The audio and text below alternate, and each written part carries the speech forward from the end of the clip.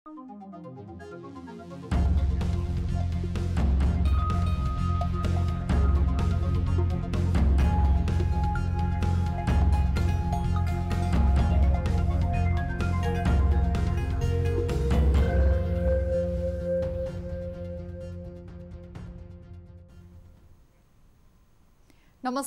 यो हो news 24 television prime time न्यूजमा स्वागत छ। बुधबार पनि उही खेदो खनियो। बोल्ने अधिवक्ता सबैको निशानामा परे प्रधानमन्त्री केपी शर्मा ओली। नेकपाको आम सभाको नियमित दृश्यहरू गाली र तालीको पर्रा बुधबार पनि छुट्यो। कसले कसलाई कतिसम्म गाली गर्न सक्छन्, दुई थरी नेकपाको आम सभाको दृश्यहरू यही दोहोरिँदो छ। बुधबार नेकपा प्रचण्ड नेपालसम्मको आमसभामा पनि सबै वक्ताको तारो उही ओली बने।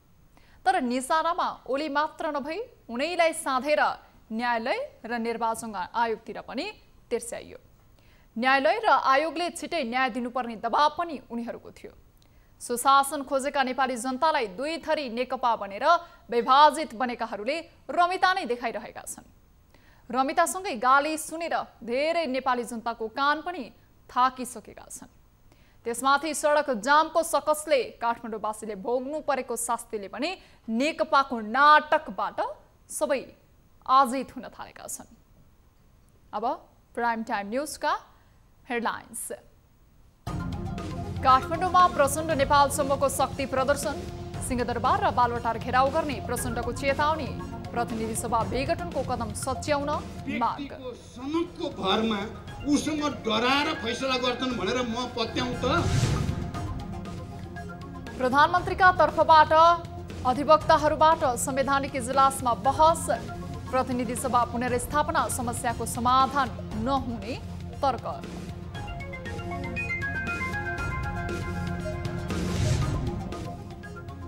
ललिता निवास जग्गा प्रकरणका मुख्य आरोपी शोभाकान्त ढकाल विशेष अदालतमा उपस्थित, ढकाललाई बेचौलियाको भूमिका निर्वाह गरेको आरोप।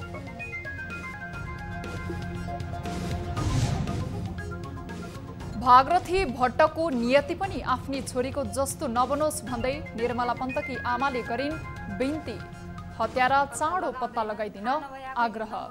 थाहा भयो सबैको थाहा हुने पत्ता लाग्ने, तर मेरै नलाग्ने होइन। र राष्ट्रिय महिला लिग फुटबलमा एपिएफको अपराजित यात्रा कायमै, चन्द्रपुर नगरपालिका 8-0 गोल अन्तरले पराजित।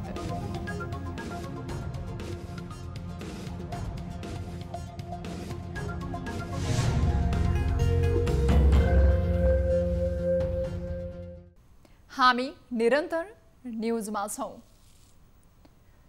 नेकपा अध्यक्ष पुष्पकमल दाहाल प्रचण्डले प्रधानमन्त्रीको असंवैधानिक कदम नसचे सिंहदरबार र बालुवाटार घेर्ने चेतावनी दिनुभएको छ। प्रतिनिधि सभा विघटन विरुद्ध काठमाडौँमा बुधबार आयोजित विरोध सभामा सम्बोधन गर्दै प्रचण्डले प्रतिगमन, निरङ्कुशता र लोकतन्त्रको हत्या गर्ने केपी ओली चरित्र जनताले बुझिसकेको बताउनुभयो। उहाँले जरुरी पर्यो भने 10 लाख मानिस उतारेर बालुवाटार र सिंहदरबार घेर्ने चेतावनी पनि दिनुभयो। उहाँले आफू स्टेजमा रहँदा सभामा 5 लाख सहभागी भएको SMS आएको उल्लेख गर्दै त्यति आफ्नो अनुमान नभएको प्रश्न पार्नुभयो। नारायणहिटी दरबार सङ्ग्रहालय अगाडि 23 गते केपी ओलीसम्मले गरेको सभा सारा राजकोषको दुरुपयोग गरे पनि उत्साहजनक नभएको उहाँको भनाइ थियो। अध्यक्ष प्रचण्डले 70% बहुमत रहेको पक्षको आवाज नसुन्ने, तर केपी ओलीले गएर धम्क्याउने बित्तिकै लत्रिने व्यवहार नदेखाउन निर्वाचन आयोगलाई चेतावनी पनि दिनुभएको छ। केपी ओली जस्तो एउटा निरङ्कुश र लोकतन्त्र विरोधी व्यक्तिको समकको भरमा उसँग डराएर फैसला गर्छन् भनेर म पत्याउँ त। तपाईँ हामीले पत्याउन सकिन्छ त? त्यस्तै नेकपा प्रचण्ड नेपाल पक्षका अध्यक्ष माधव कुमार नेपालले प्रधानमन्त्री ओलीले निर्वाचन आयोगलाई प्रभावमा पार्न खोजेको बताउनुभयो। नेता नेपालले नेपाली जनताको चाहना अनुसार लोकतन्त्रको पक्षमा लडिरहेको र जनतालाई न्याय समृद्धि दिन खोजेको भन्दै आयोगका पदाधिकारीहरू सत्ताको प्रभावमा नपर्न आग्रह गर्नुभयो। उनले भने बमोजिम उनका कुरालाई पत्याउनु जरुरी छैन। दस्तावेज हेरे हुन्छ, सर्कुलर हेरे हुन्छ, निर्णय हेरे हुन्छ, विधान हेरे हुन्छ र त्यसमा पनि शङ्का छ भने 441 जनालाई बोलाएर एक व्यक्तिको टाउको गन्दा पनि हुन्छ। नेकपा प्रचण्ड नेपाल पक्षका वरिष्ठ नेता झलनाथ खनालले केपी ओली राजनीतिक र सैद्धान्तिक रूपले पराजित भइसकेको बताउनुभयो। नेता खनालले 2 वर्षपछि हुने चुनावमा ओलीको जमानत जफत हुने पनि दावी गर्नुभयो। राजनीतिक रूपले पराजित भइसके, सैद्धान्तिक रूपले पराजित भइसके, अब पशुपतिनाथमा गएर संकल्प पूजा गर्ने अवस्थामा उनी पुगिसके।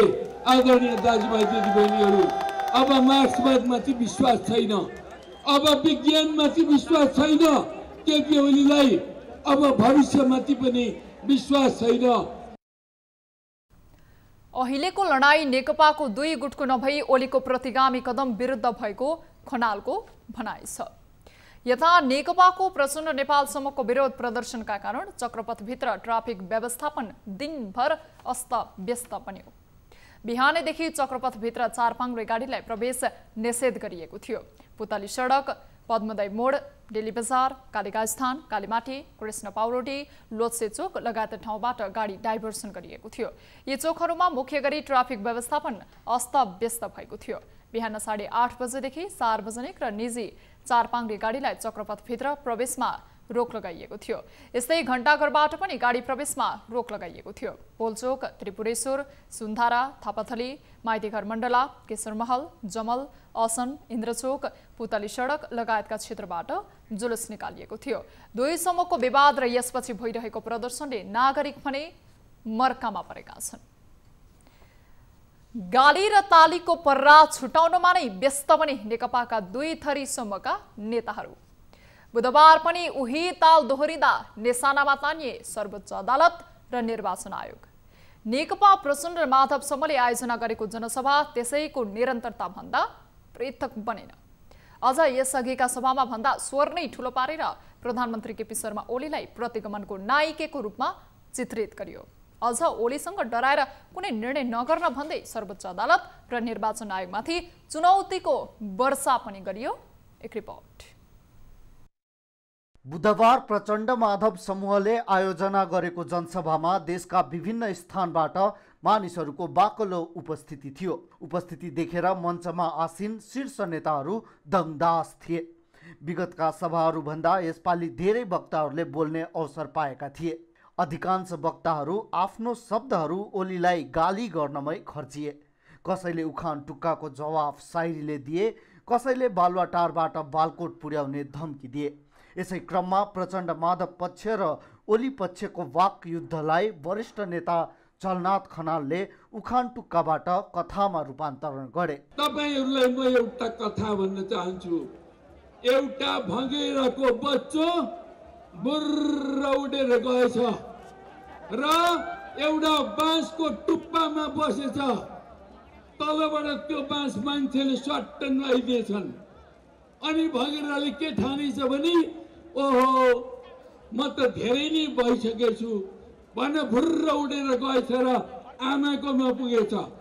भँगेराकी आमाकोमा अनि भनेछ आमा म त त्यो बाँसको टुप्पामा बसेको थिएँ, त्यो बाँस त रुई गरेर नुहे पो, मेरो वेट त कत्रो भइसकेछ आमालाई भनेछ।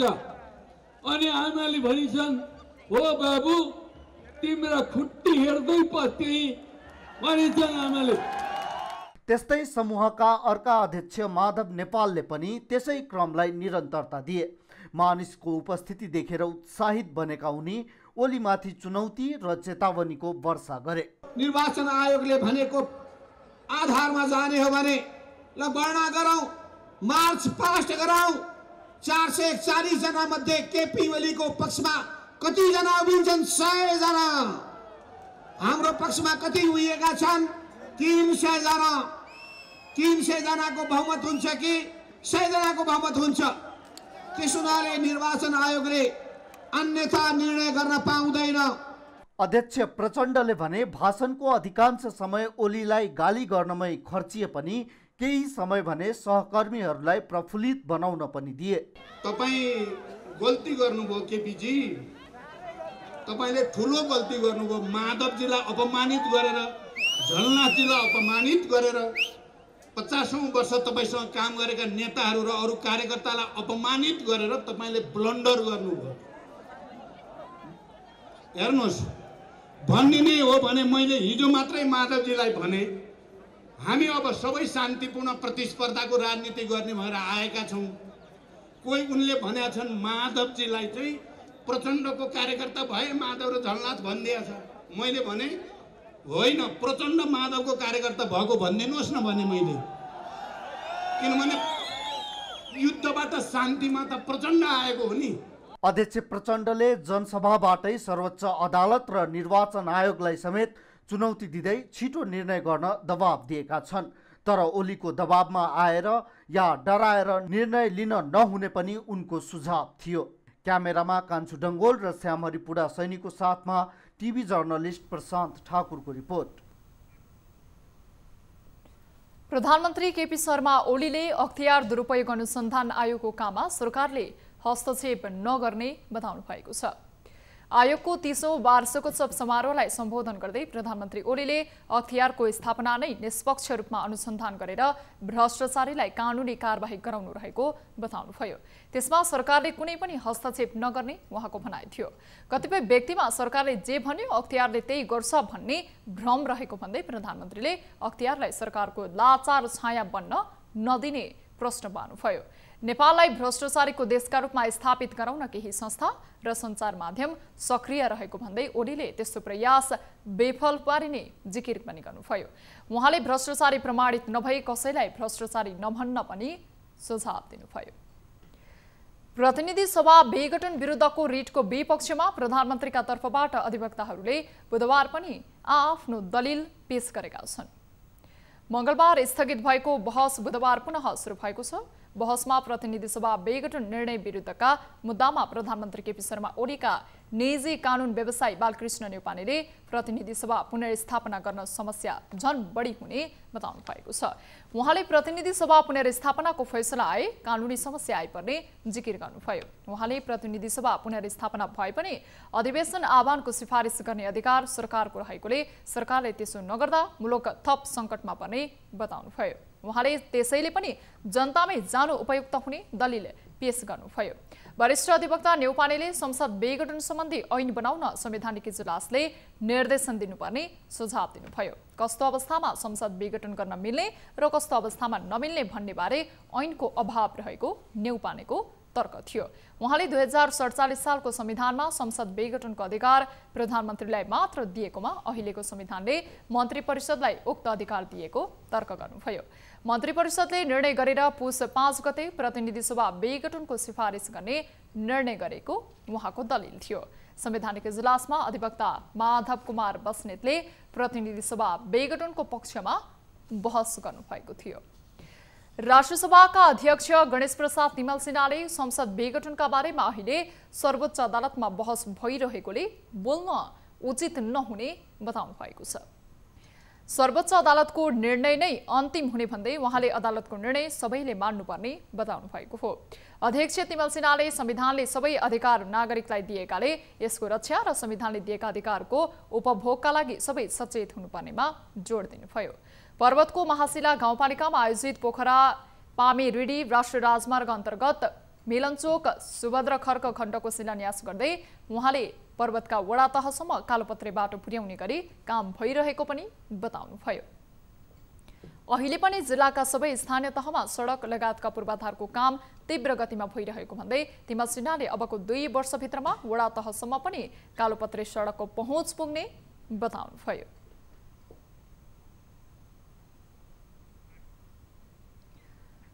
बालुवाटारको ललिता निवासको 113 रोपनी सरकारी जग्गा व्यक्तिको बनाई भ्रष्टाचार गरेको आरोपका मुख्य अभियुक्त शोभाकान्त ढकाल विशेष अदालत उपस्थित भएका छन्।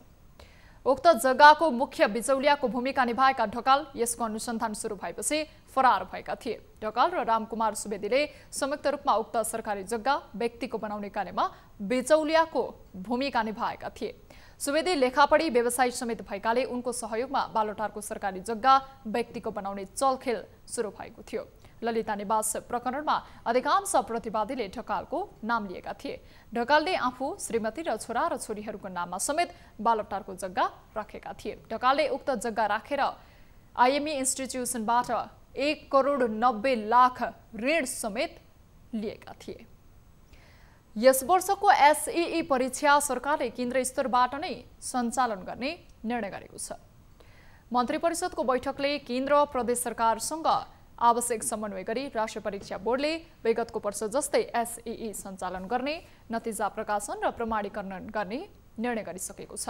शिक्षा, विज्ञान तथा प्रविधि मन्त्रालयका अनुसार सबै जिम्मा बोर्डले पाएका कारण अब एसईई परीक्षाको मिति पनि बोर्डले नै तोक्नुपर्नेछ। यता बोर्डका अध्यक्ष प्राध्यापक डाक्टर चन्द्रमणि पौडेलले मन्त्री परिषदले केन्द्रीय स्तरबाटै परीक्षा गराउने निर्णय गरे पनि लिखित निर्णय नआएसम्म समय नतोकिने जानकारी दिनुभयो।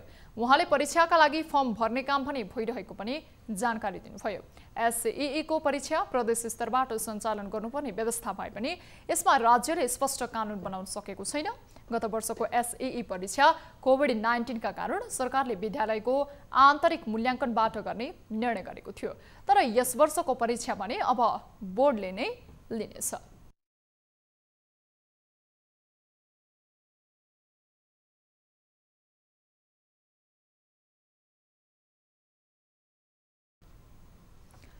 मुलुकमा थप 134 जनामा कोरोना भाइरस कोभिड-19 संक्रमणको पुष्टि भएको छ, जसमा महिलाको संख्या 63 र पुरुषको संख्या 71 रहेको छ। पछिल्लो 24 घण्टामा 3,567 जनाको कोरोना परीक्षण गर्दा सो संख्यामा संक्रमित थपिएका हुन्।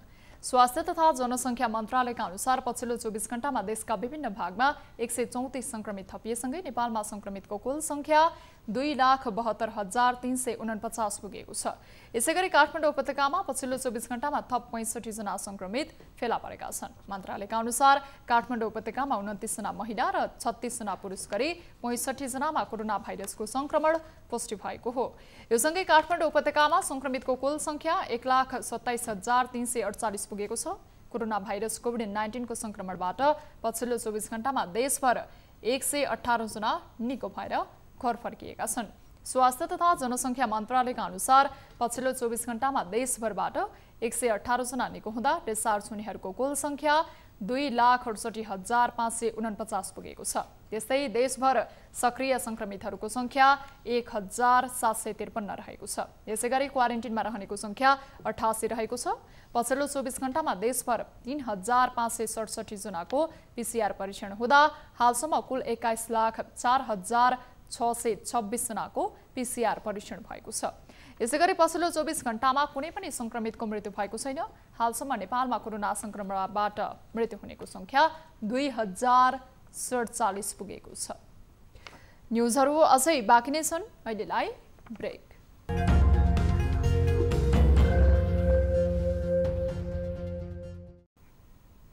हामी निरन्तर न्युजमा छौं।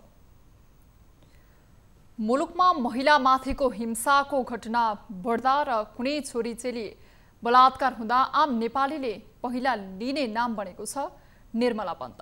2 वर्ष बित्यो, कञ्चनपुरकी यी किशोरीको परिवारले न न्याय पाउन सक्यो न त निर्मलाको आत्माले पनि शान्ति पाउन सक्यो। त्यसमाथि बैतडीकी भागरथी भट्टमाथि पनि उही नियति दोहोरिने हो कि भन्ने शङ्का उब्जिएको छ। निर्मलाको आमा दुर्गादेवी पन्तमाथि पनि एक रिपोर्ट। को भीमदत्त नगरपालिका वडा नम्बर 2 की 13 वर्षीय बालिका निर्मला पन्तको हत्या प्रकरणको 2 वर्ष बितिसक्दा पनि अझै टुङ्गो लाग्न सकेको छैन। निर्मला प्रकरणको टुङ्गो नलाग्दै बैतडीमा गत बुधबार विद्यालयबाट घर फर्कने क्रममा बेपत्ता भएकी 17 वर्षीय भागरथी भट्ट बिहीबार साँझ सामुदायिक वनमा मृत अवस्थामा फेला परिन्। हत्या गरेर फालेको अवस्थामा फेला परेकी बैतडीकी भागरथीको अपराधी 5 दिन बितिसक्दा समेत पत्ता लाग्न सकेको छैन। निर्मला प्रकरणको 2 वर्ष बितिसक्दा समेत हत्यारा पत्ता नलागेपछि भागरथी हत्याकाण्ड पनि निर्मला प्रकरण जस्तै नहोस् भन्छिन् निर्मलाकी आमा दुर्गा देवी पन्त। 3 वर्ष भयो पत्ता लागेन, अझै के छ विचार भन्नुहुन्छ? मलाई त आफ्नो मेरो छोरी निर्मलाको अपराधी पत्ता लाग्ला भन्ने त आशा छैन। यिनीहरूले पत्ता लगाउँदैनन्, थाहा नभए पनि नहोला, थाहा भयो सबैको थाहा हुने पत्ता लाग्ने, तर मेरै नलाग्ने होइन। न्याय नदिनै खोजिया हो जस्तो मलाई लाग्छ। मलाई आशा छैन। अब निर्मला छोरीको हत्यारा पत्ता लाग्छ भन्ने आशा नरहेको र आफूले एउटा छोरी गुमाउनु परेको पीर हुँदा हुँदै बैतडीमा एउटी अर्की आमाले पनि निर्मला जस्तै छोरी गुमाएको देख्दा आफ्नै छोरीको सम्झना आएको निर्मलाकी आमाले बताइन्। एउटी छोरी गुमाएको पीडा आमाले त भोग्नु परेको नै छ, तर छोरीको हत्यारा पत्ता नलाग्दा झन पीडाले पिरोली राख्ने हुँदा छिट्टै नै भागरथीको हत्यारा पत्ता लगाइदिन दुर्गादेवी पन्तको आग्रह पनि छ।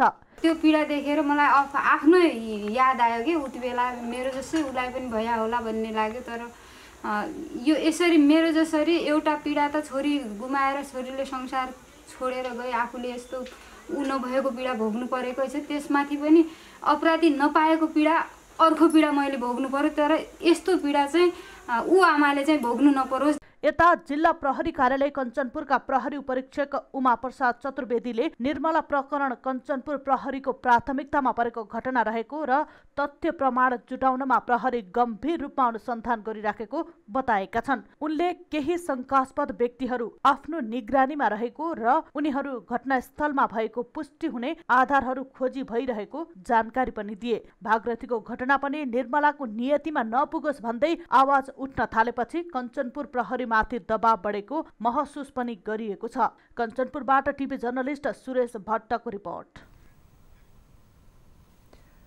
नाफामूलक नभई सेवामूलक रूपमा एम्बुलेन्सलाई हेरिन्छ, तर मोरङको बेलबारीमा त्यसको ठिक विपरीत कार्य भएको छ। लायन्स क्लब अफ बेलबारीले बिरामीको सेवा गर्न भनेर भन्सार छुटमा ल्याएको एम्बुलेन्स क्लबका अध्यक्षहरूले बिक्री गरेको पाइएको छ। लायन्स क्लब अफ बेलबारीका सदस्यहरूले चन्दा उठाएर किनेको को1च5794 नम्बरको एम्बुलेन्स अध्यक्षहरूले बेचेर चन्दा दिएको रकम फिर्ता लिएको उनीहरू पत्रकार सम्मेलन गरेर उनीहरूले जानकारी दिएका छन्। एक रिपोर्ट। मोरङको लायन्स क्लब अफ बेलबारीले बिरामीको सेवा गर्न भनेर भन्सार छुटमा ल्याएको एम्बुलेन्स क्लबका अध्यक्षहरूले बिक्री गरेको भेटिएको छ। क्लब अफ बेलबारीका वर्तमान पदाधिकारीहरूले एम्बुलेन्स लायन्स क्लब अन्तर्गत नै ल्याउनु पर्ने वा बिक्री गरिएको भए लायन्स क्लबको नाममा सञ्चालन गर्न नहुने भनेर विरोध गरेका छन्। लायन्स क्लब अफ बेलबारीका सचिव तीर्थ सिग्देलले 9,25,000 रुपैयाँमा एम्बुलेन्स बिक्री गरेर सांसद विकास कोषको 3 लाख रुपैयाँ समेत झ्वाम पारेको बताएका छन्। बिक्री गरिएको एम्बुलेन्स भने विराटनगर स्थित एक वर्कसपमा मर्मत भइरहेको भेटिएको तीर्थ सिग्देलको भनाइ छ। 9,25,000 मा बिक्री गरेको पाइएको छ।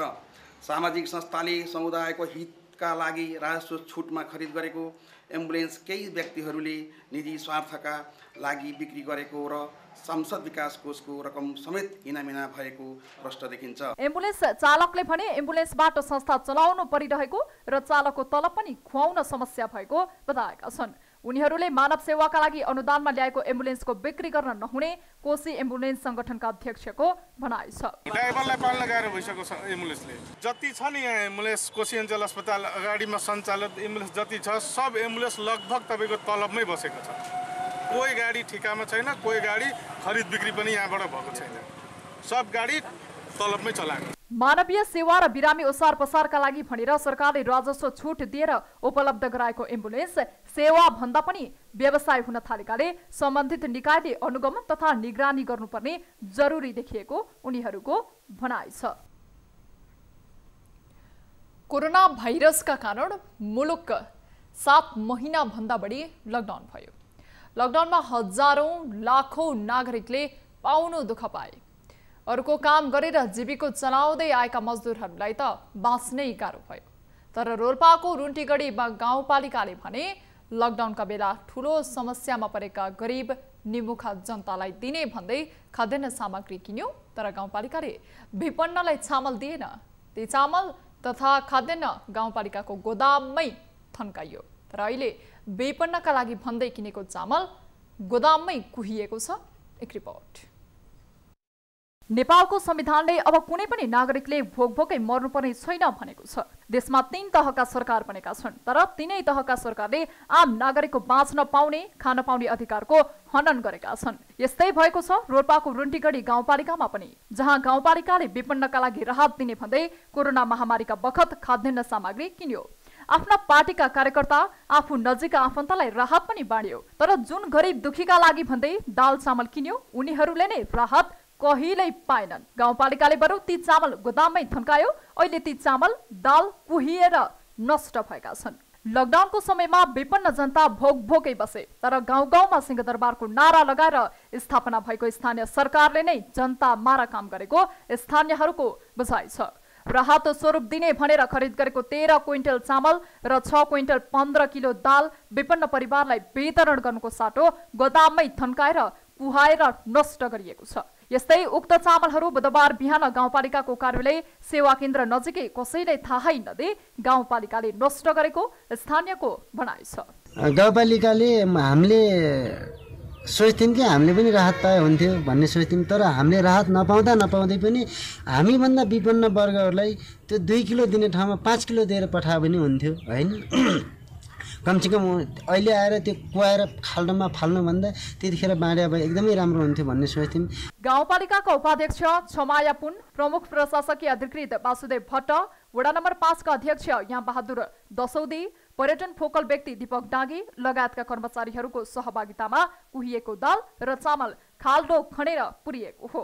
विपन्न परिवारलाई नबाँडेर खाद्यान्न किन कुहाएर फालेको भन्दा वडा नम्बर 5 का अध्यक्ष याम बहादुर दसौदीले भण्डारण गरेको गोदाम चिसो भएर सडेर गएको चामल फालेको जवाफ दिएका छन्। देश विदेशबाट चाहिँ आउनुभयो र उहाँहरूलाई चाहिँ हामीहरूले जुन क्वारेन्टाइनहरूमा चाहिँ व्यवस्थित गर्यौँ र त्यही अनुरूपको लागि चाहिँ हामीले त्यतिखेर चाहिँ रासनहरू चाहिँ खरिद गरेका थियौँ र ती रासनहरू भण्डारण गर्ने क्रममा जुन बर्खाको सिजन पनि भएको हुँदा कतिपय यो भण्डारण कोठाको चाहिँ चिस्यानका कारणले गर्दाखेरि कतिपय हाम्रो झन्डै 1300 केजी चाहिँ चामल 615 केजी दालहरू चाहिँ त्यहाँ चाहिँ ढुसीको कारणले गर्दाखेरि बिग्रिएको र खान योग्य चाहिँ नभएको अयोग्य ठहरिएको हुँदा स्थानीय तहको सरकारले फेरि पुनः कार्यपालिकाको बैठक बसेर यसलाई बिग्रिएका खाद्यान्नहरूलाई नष्ट गर्ने एउटा निर्णय गरे। स्थानीय सरकारको यस्तो घिनलाग्दो कार्यले स्थानीयहरू चिन्तित बनेका छन्। लकडाउनमा जनताका समस्या बुझेर समस्याका समाधान खोज्नुको साटो अनावश्यक रूपमा क्वारेन्टिन अनुगमन निरीक्षण गर्न भन्दै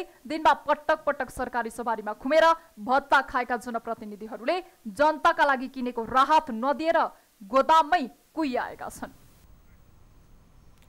सिन्धुपाल्चोकको तातोपानी नाका पुनः सञ्चालनमा आएको छ। 20 दिनदेखि पूर्ण रूपमा बन्द नाका पुनः सञ्चालनमा ल्याइएको हो। चिनिया सरकारले मितेरी पुलको पुनर्निर्माण गर्नुपर्ने भन्दै गत माघ 7 गतेदेखि 27 गतेसम्म नाका बन्द गरेको थियो। चीन सरकारले उक्त पुलको पुनर्निर्माण पश्चात तातोपानी नाका सञ्चालनमा ल्याएको हो। नाका सञ्चालनमा आएपछि सामान बोकेका कन्टेनर भोटेकोशी गाउँपालिकाको लार्सा स्थित सुखा बन्दरगाहमा आइपुगेको छ। चिनिया पक्षले दैनिक 40 को संख्यामा सामान सहित कन्टेनर पठाउने आन्तरिक तयारी गरेको भन्सार कार्यालयले जनाएको छ। व्यापारिक दृष्टिले चीनलाई जोड्ने प्रमुख नाका तातोपानी नाका नै हो। विभिन्न वाहनामा पटक पटक अवरुद्ध भएको तातोपानी नाकाको वैकल्पका रूपमा रसुवा नाका पनि खोलिएको छ। काठमाडौँ महानगरपालिकाले खुल्ला मञ्चलाई खुला राख्ने पहल थालेको छ। महानगरपालिकाले खुला मञ्चभित्रको भवन, क्रसर उद्योग सहितका संरचना र निर्माण सामग्री हटाउने योजना बनाएको हो।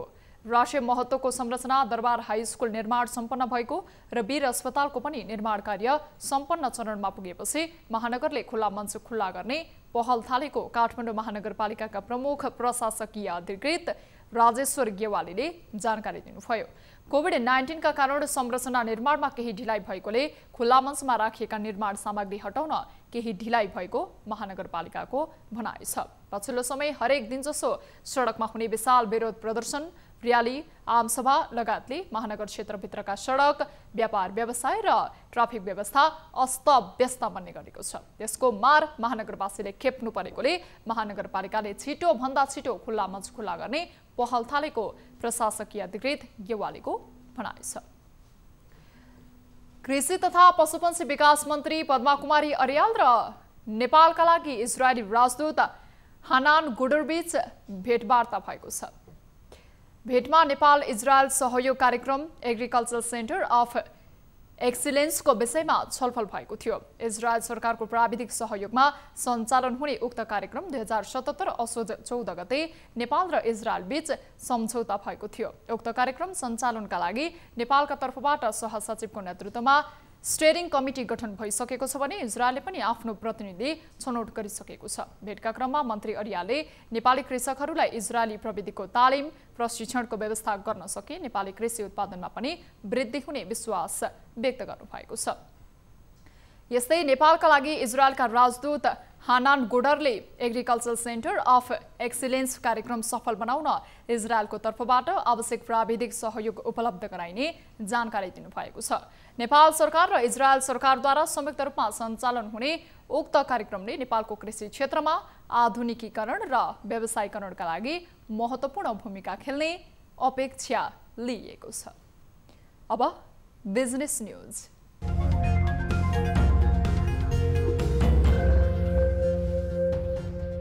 नेपाल राष्ट्र बैंकका गभर्नर महाप्रसाद अधिकारीले सुनचाँदी व्यवसायलाई आफ्नो कारोबारलाई आधुनिक प्रणाली मार्फत सञ्चालन गर्न आग्रह गरेका छन्। बुधबार नेपाल सुनचाँदी व्यवसाय महासंघका प्रतिनिधि मण्डलसँग छलफल गर्दै गभर्नर अधिकारीले भुक्तानीमा डिजिटल प्रणाली QR कोड लागू गर्न जोड दिएका छन्। डिजिटल युगमा परम्परागत शैली प्रयोग गर्नु आफैमा अव्यावहारिक भएको उल्लेख गर्दै सुनचाँदी व्यवसायमा हुने भुक्तानी प्रणालीलाई पनि तत्काल डिजिटल प्रणालीमा परिमार्जन गर्न निर्देशन दिएका हुन्। सुनचाँदीको क्षेत्रमा ठूला कारोबार हुने गरेको भए पनि अझैसम्म पनि परम्परागत प्रविधि अनुरूप नै हुने गरेको भन्दै राष्ट्र बैंकका गभर्नर अधिकारीले सुनचाँदी व्यवसायलाई कानुनी दायरामा ल्याउन आग्रह गरेका हुन्। नेपाल सुनचाँदी व्यवसाय महासंघका अध्यक्ष मणिकरत्न साक्यले व्यवसाय सञ्चालनमा रहेको समस्याहरूलाई राष्ट्र बैंक समक्ष राखेका थिए। कोभिड-19ले शिथिल बनाएको अर्थव्यवस्था तथा औद्योगिक क्षेत्रलाई पुरानै लयमा फर्काउन उद्यमी व्यवसायीहरूले सरकारलाई आग्रह गरेका छन्। नेपाल उद्योग परिसंघले सरकार तथा निजी क्षेत्र बीचमा विश्वासको वातावरण बनाउन सके मात्र अर्थतन्त्र पुरानै लयमा फर्कन सक्ने व्यवसायीहरूले बताएका छन्। अर्थ मन्त्रालयका पदाधिकारीहरूसँग छलफल गर्दै उद्योग परिसंघले राजस्व प्रशासन, भन्सार र कर प्रणालीमा सुधार गर्न माग गरेका हुन्। परिसंघका अध्यक्ष सतीश कुमार मोरले कोभिडले शिथिल बनाएको औद्योगिक क्षेत्रलाई सरकारले बजेट तथा मौद्रिक नीति मार्फत केही राहत दिन खोजे पनि व्यवहारमा कार्यान्वयन तहमा हालसम्म नआएको गुनासो गरेका छन्। नेपालमा स्वदेशी तथा वैदेशिक लगानीको वातावरणलाई विस्तार गर्न सघाउ पुग्ने नीतिगत, व्यावहारिक तथा कार्यगत सुधार गर्न उद्यमीहरूले अर्थ मन्त्रालयका उच्च अधिकारीहरूलाई आग्रह गरेका छन्। व्यवसायीहरूले निजी क्षेत्रलाई पनि कोभिड-19 विरुद्धको खोपको आयातको अनुमति दिनुपर्ने धारणा व्यक्त गरेका छन्। राजस्व सचिव रामशरण बुढासैनीले सरकारले निजी क्षेत्रसँगको सहकार्यलाई नवीन सोचले अगाडि बढाउन खोजेको बताउँदै अविश्वासको वातावरण कायम नरहेको बताए।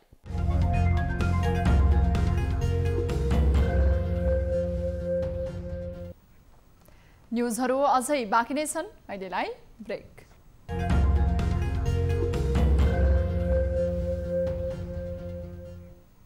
हामी निरन्तर न्युजमा छौं। अब स्पोर्ट्स न्युज।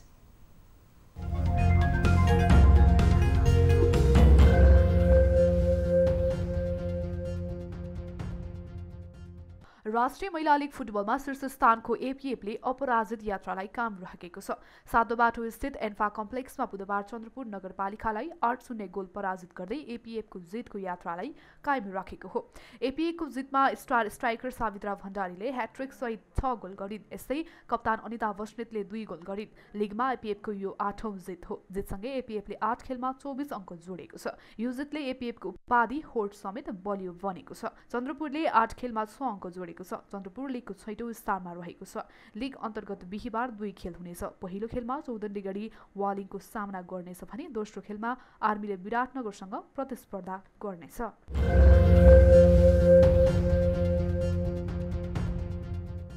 प्रथम प्रधानमन्त्री कप राष्ट्रव्यापी ब्याडमिन्टन प्रतियोगिता 2077 चितवनमा बुधबारदेखि सुरु भएको छ। बागमती प्रदेश प्रमुख विष्णु प्रसाईले एक कार्यक्रमबीच प्रतियोगिताको उद्घाटन गरेका थिए। चितवन जिल्ला ब्याडमिन्टन संघ र हरिलाल धर्मदेवी स्मृति ट्रस्टको संयुक्त आयोजना भएको सर्वाधिक पुरस्कार राशिको प्रतियोगितामा नेपाली सेनाको त्रिभुवन आर्मी क्लब र एपीएफ क्लब, 27 जिल्ला तथा अन्य क्लब गरी 252 खेलाडीहरूले सहभागिता जनाएका छन्। पुरुष एकल र राष्ट्रिय 20 वरियताको युगल, राष्ट्रिय 20 वरियताको बाइकको युगल, महिला एकल छात्र र छात्रा U17, पुरुष भेटरन्स 45 वर्षमाथि र 55 वर्षमाथि गरी 8 स्पर्धामा प्रतिस्पर्धा गराइएको छ।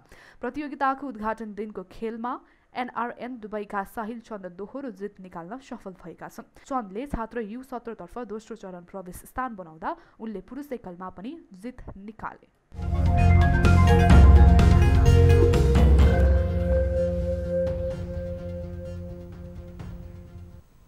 अब विद्या बस्नेतका साथमा फटाफट न्यूज।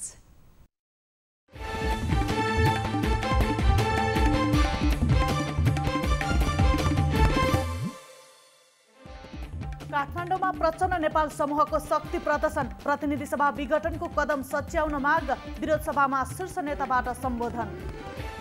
अख्तियारको काममा सरकारले हस्तक्षेप नगर्ने प्रधानमन्त्री केपी शर्मा ओलीको भनाई, मुलुकमा भ्रष्टाचार नियन्त्रणमा सुधार आएको दाबी। प्रधानमन्त्रीका अधिवक्ताहरूबाट संवैधानिक इजलासमा बहस, प्रतिनिधि सभा पुनर्स्थापना समस्याको समाधान नहुने तर्क। प्रधानमन्त्री केपी शर्मा ओलीले विकासको नारा दिएर फाँसीवादतर्फ उन्मुख भएको नारायण काजी श्रेष्ठको आरोप, संसद विघटन संविधान च्यात्ने प्रयास। शान्तिपूर्ण आन्दोलनको आवाज नसुने 2062-63 सालको भन्दा ठूलो आगो दन्किने प्रचण्ड नेपाल समूहका वरिष्ठ नेता झलनाथ खनालको चेतावनी, प्रधानमन्त्री केपी शर्मा ओलीले तानाशाही आवाज बोलेको आरोप। केपी ओली सरकारका 2 मन्त्री आफ्नो पार्टीमा आउने विषयमा छलफल गरिरहेको पुष्पकमल दाहाल प्रचण्डको दाबी, जनभावनालाई ख्याल नगरिए देश ठूलो सङ्कटमा जाने चेतावनी। पछिल्लो 24 घण्टामा 3576 जनाको पीसीआर परीक्षण गर्दा मुलुकमा 134 जना कोरोना संक्रमित थपिए, 118 जना निको। चितवनमा दुर्लभ एकसिङे गैंडा मारी खाग बिक्री गरेको अभियोगमा 14 जना पक्राउ, अनुसन्धानका क्रममा पक्राउ परेकाहरूको बयानबाट दोषी देखिएका 18 जना फरार। मोरङको बुढीखोला स्थित सुनसरी मोरङ सिंचाई आयोजनाको नहर संरचना जोखिममा, विभागले समयमै बजेट विनियोजन गरेर समस्या समाधानतर्फ लाग्न स्थानीयको माग। फाइनान्स कम्पनीमा बढ्यो शेयर लगानीकर्ताको आकर्षण, नेप्से परिसूचक 8 अङ्कले वृद्धि, 191 कम्पनीको 1,49,06,077 किता शेयर किनबेच। सरकारले राजनैतिक नियुक्ति गरेर निष्पक्ष निर्वाचनको धज्जी उडाएको राष्ट्रिय प्रजातन्त्र पार्टी राप्रपाका अध्यक्ष डाक्टर प्रकाश चन्द्र लोहनीको आपत्ति, पहिचानको लागि सनातन हिन्दू राष्ट्रको आवश्यकता भएको ठहर। दाहाल नेपालको जुलुसले काठमाडौँ अस्तव्यस्त, ठुला सवारी साधनलाई चक्रपथभित्र प्रवेश निषेध। भ्रष्टाचारीलाई उचित दण्ड दिन सके मात्र सुशासन कायम हुने, राष्ट्रपति विद्यादेवी भण्डारीको भनाई, निष्पक्ष छानबिन गरेर मात्र मुद्दा दायर गर्न आग्रह। ग्रामीण क्षेत्रको विकास सरकारको उच्च प्राथमिकतामा रहेको शहरी विकास राज्यमन्त्री रामवीर मानन्धरको भनाई, ग्रामीण क्षेत्रको विकासमा सरकारले ध्यान केन्द्रित गरेको जिकिर। काठमाडौँको ताहाचलमा नक्कली सुन देखाएर 55 लाख ठगी गर्ने 6 जना पक्राउ, 9,50,000 नगद, 2वटा मोटरसाइकल र 5 थान मोबाइल समेत बरामद। पर्वतमा श्रीमतीको हत्या गरेको अभियोगमा 1 व्यक्ति पक्राउ, पक्राउ परेमा जलजला गाउँपालिका 4 धुलेपाल सिंह बस्ने 33 वर्षीय रामबहादुर परियार। यस वर्षको एसई परीक्षा सरकारले केन्द्र स्तरबाट नै सञ्चालन गर्ने, मन्त्री परिषदले केन्द्र स्तरबाट परीक्षा गराउने निर्णय गरे पनि लिखित निर्णय नआएसम्म समय नतोकिने। नेपालको बर्दिया घर भई भारतको बिहारमा बस्दै आएकी नेपाली चेलीको सामूहिक बलात्कारपछि हत्या, 12 जना आरोपीहरूको किटानी जाहेरी। रूपन्देहीमा ट्र्याक्टरले ठक्कर दिँदा स्कुटर चालकको मृत्यु, मृत्यु हुनेमा तिलोत्तमा नगरपालिका 4 बस्ने 45 वर्षीय रवि गौतम। आज काठमाडौँ उपत्यकाको न्यूनतम तापक्रम 3.7 डिग्री, मौसमविदका अनुसार अझै केही दिन ठूलो वर्षाको सम्भावना। राष्ट्रिय महिला लीग फुटबलमा एपीएफको अपराजित यात्रा कायमै, चन्द्रपुर नगरपालिका 8-0 गोल अन्तरले पराजित। 117 वर्षीय वृद्ध फ्रान्सेली nun sister Andre corona virus संक्रमण मुक्त, उनी विश्वकै सबैभन्दा धेरै उमेर बाँच्ने मध्ये दोस्रो नम्बरकी वृद्धको सूचीमा। म्यानमारमा आन्दोलनकारीमाथि सेनाले वर्षायो रबरका गोली र पानीका फोहरा, आङ सान सुचीको पार्टी मुख्यालयमा पनि तोडफोड। र अमेरिकी पूर्व राष्ट्रपति ट्रम्प विरुद्ध सिनेटमा सुरु भयो महाअभियोग प्रक्रिया, पारित हुने सम्भावना झिनो, संसदमा आक्रमण गर्न नउक्साएको ट्रम्प पक्षको दाबी।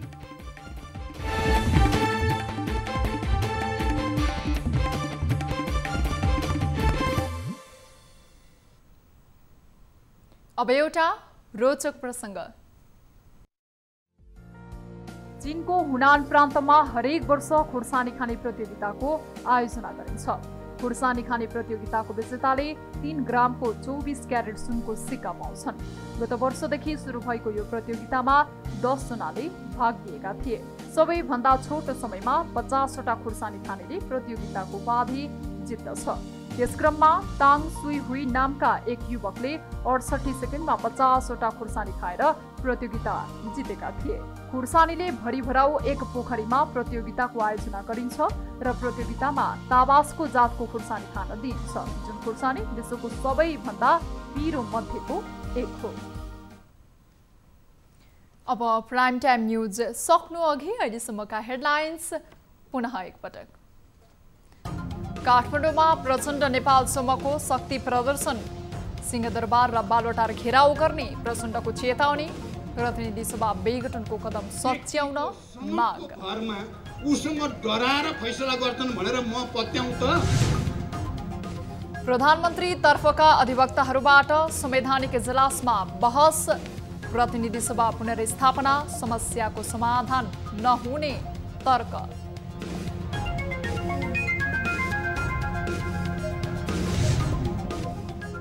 ललिता निवास जग्गा प्रकरणका मुख्य आरोपी शुभकान्त ढकाल विशेष अदालतमा उपस्थित, ढकाललाई बेचौलियाको भूमिका निर्वाह गरेको आरोप।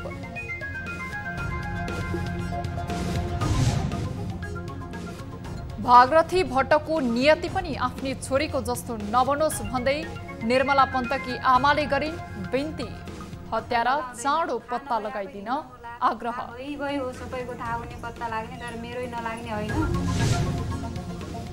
र राष्ट्रिय महिला लिग फुटबलमा एपिएफको अपराजित यात्रा कायमै, चन्द्रपुर नगरपालिका 8-0 गोल अन्तरले पराजित।